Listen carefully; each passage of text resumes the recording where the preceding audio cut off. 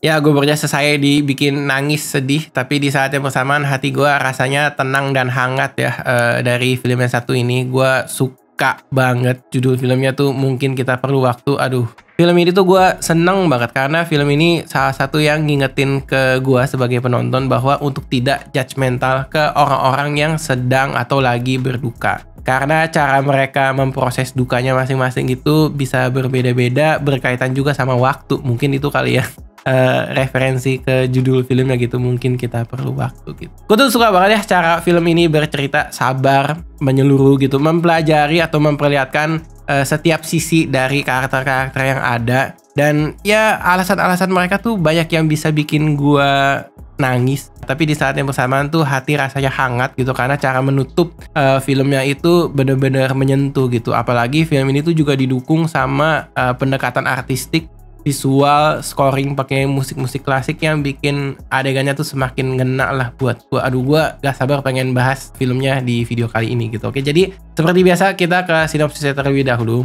Singkat aja lah ya biar nggak terlalu spoiler gimana-gimana. Jadi ceritanya ada sebuah keluarga, nama keluarganya Kurniawan.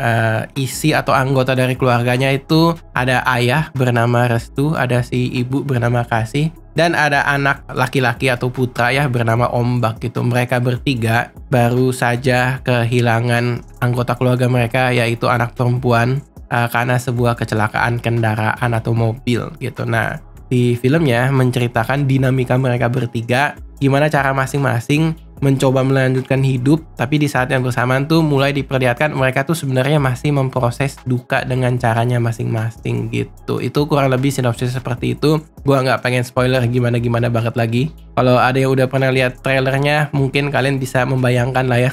Tapi di saat yang bersamaan kayak silakan atur ekspektasi. Karena film ini tuh tidak memaksakan, setidaknya gue merasa ya filmnya tidak memaksakan gue sebagai penonton untuk menangis gitu, tapi menangis secara natural, menangis secara ya memang sejujur itu adegan yang dibikin gitu. Itu ya bikin gue suka banget sama filmnya gitu. Oke, gue pengen bahas ya, gue pengen masuk ke poin pertama yang gue suka banget dari film ini. Jelas datang dari penulisan dan eksekusi ceritanya. Aduh, gue tuh suka banget ya. Jadi film ini gue pernah bilang kali ya, gue tuh sangat suka sama film yang sangat karakter driven dan eksekusinya tuh berhasil.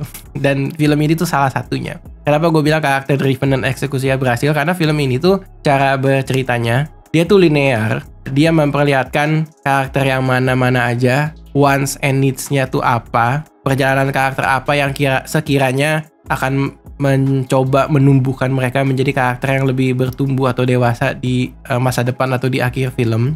Tapi di saat yang bersamaan, film ini tuh bisa mengkombinasikan timing flashback di masing-masing karakternya yang memberikan banyak sekali alasan yang menguatkan bahwa apa yang mereka lakukan di dalam film, apa aja reaksi atau sifat mereka di dalam film, itu terjustifikasi. Dan pada akhirnya setelah selesai film tuh gue merasa gak ada yang salah sih sebenarnya karakternya gitu. Pada punya alasannya masing-masing gitu.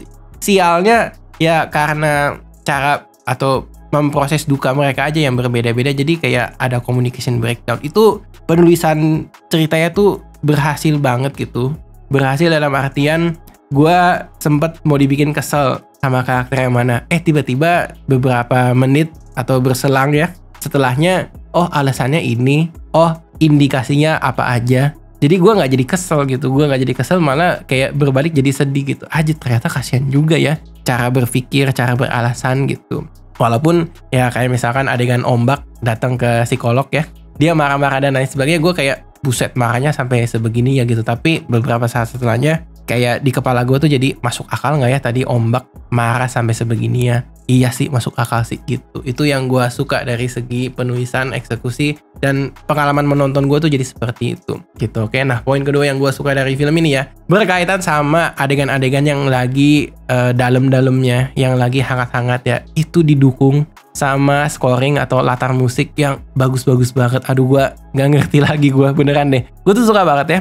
Di film ini tuh manfaatin ada semacam dua musik klasik. Kalau gue nggak salah sebut judulnya ya, Clair de Lune sama Nocturne Opening atau OP9 nomor 2. Kalau gue nggak salah sebut ya. Nah tapi di film ini musik-musik klasik itu bisa dibikinin versi piano sama versi gitarnya. Versi piano itu dipakai buat adegan yang gimana-gimana aja. Versi gitar itu dipakai buat adegan yang ya seperti yang sedang seperti apa gitu. Nah, timingnya kapan dimainin dan lain sebagainya itu tuh adegannya gue tahu adegannya lagi sedih gitu. Gue ngebayangin tanpa perlu ada musik ya. Sebenarnya gue udah ya basah nih mata nih mau netes air mata gitu. Tapi begitu musiknya jalan, musiknya diputer ya main, aduh.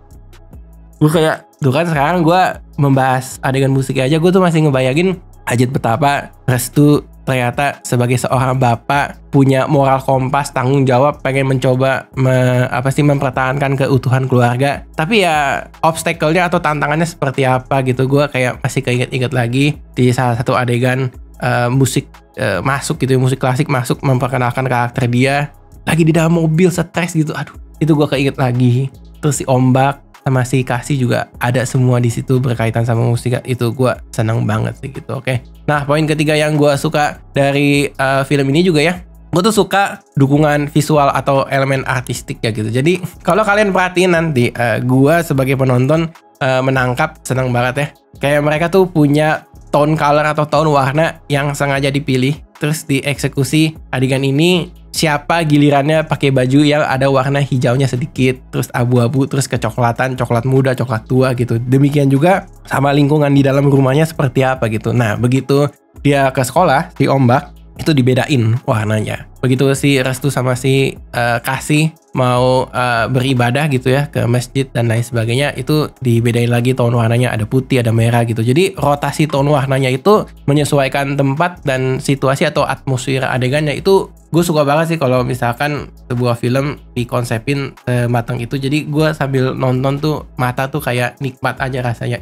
Ini kayak lagi nikmatin lukisan yang bergerak ya gitu. Apalagi didukung sama filmnya tuh kayak dialog-dialognya cukup dramatis dan lain sebagainya. Itu gue seneng dan apresiasi banget sih gitu. Oke, nah poin keempat yang gue juga suka banget dari film ini, gue tuh menotis ya, ternyata ada beberapa elemen cerita yang sepertinya menjadi sebuah referensi atau perumpamaan atau message dari tim penulis ingin menyampaikan sesuatu gitu, ingin menyampaikan sebuah hal yang barangkali relate sama kehidupan nyata gitu. Jadi salah satunya yang jadi favorit gue adalah ada satu karakter mungkin sekilas kelihatan tidak masuk akal gitu. Ini karakter yang diperankan oleh Mbak Tisa gitu ya, namanya Alika. Dia kok kayaknya happy go lucky banget ya, tapi setelah gue pikir-pikir cukup masuk akal. Gue juga sempet ngeliat, nah gue ikut sesi special screening, ada pembahasannya gitu, dijawab di saat itu juga, terus gue langsung oh iya bener kan gitu. Jadi si Alika ini menjadi sebuah representasi, kayaknya sosial media zaman sekarang tuh kasih lihat luarnya tuh happy-happy aja, tapi kita nggak tahu dalamnya seperti apa gitu. Oh shit, itu bagus banget eksekusinya. Terus kedua yang gue juga suka banget dari film ini adalah, silakan diperhatikan ya, olahraga basket tuh jadi sebuah kunci dan sekilas tuh terlihat sebagai coping mechanism seseorang, katakanlah salah satu coping mechanism seseorang dalam memproses duka gitu. Tapi kalau kalian perhatiin adegan awal, adegan tengah sama adegan akhir, bermain basket secara konteks itu beda-beda gitu. Jadi misalkan bermain basket itu banyak diperlihatkan lewat karakter si Ombak. Ombak itu main basket itu macem-macem. Ada yang main basket latihan bersama tim basketnya di sekolah dia, terus ada coachnya. Terus ada adegan yang dia main dalam pertandingan. Ada yang dia main di rumah sama si Restu, ada yang dia main sama ibunya gitu atau si Kasih gitu. Itu kalau kalian udah ngerti perjalanan cerita semua karakternya gitu ya, kalian akan merasa oh jadi proses atau level atau stage main basket yang sama siapa, message-nya tuh apa gitu. Aduh, gue ngomongnya agak konseptual atau teoritis seperti ini tuh karena gue nggak pengen spoiler message-nya tuh kira-kira apa gitu. Kalau mau bahas di kolom komentar aja lah ya. Gue tuh suka banget di situ. Jadi kayak oh jadi ini maksudnya main basket di dalam film ini gitu. Itu menurut gue luar biasa banget sih bisa dibikin seperti itu, dan kayak seamless aja gitu, kayak nggak apa ya bilangnya, nggak dipaksakan tapi terjadi secara natural. Itu gue seneng banget sih. Gue seneng ya sama filmnya seperti ini, karakter driven. Setiap karakter what's and it's di awal filmnya seperti apa, di akhir film dengan menjalani proses dukanya masing-masing, mereka tuh kayak mengalami sebuah pertumbuhan gitu. Mereka bertumbuh menjadi orangnya masih sama, dukanya masih sama, tapi ada sebuah sifat yang berubah dari masing-masing mereka gitu. Jadi ombak awalnya seperti apa, di akhir film kayak gimana, Restu juga kasih juga seperti itu gitu. Di awal dia kayak gimana sih sifatnya, terus di akhir oh ternyata dia udah berevolusi jadi seperti ini. Itu gue suka banget sih, dan itulah yang berhasil dilakukan oleh film ini gitu. Walaupun menurut gue secara subjektif ya, gue lebih ke penasaran dan bertanya-tanya gitu. Salah satu adegan yang menurut gue katakanlah secara subjektif jadi kekurangan gitu ya, menurut preferensi gue tuh ngerasa ada satu peralihan adegan yang perubahan emosinya tuh terjadi sangat cepat sekali gitu, 180 derajat tiba-tiba sangat ngegas.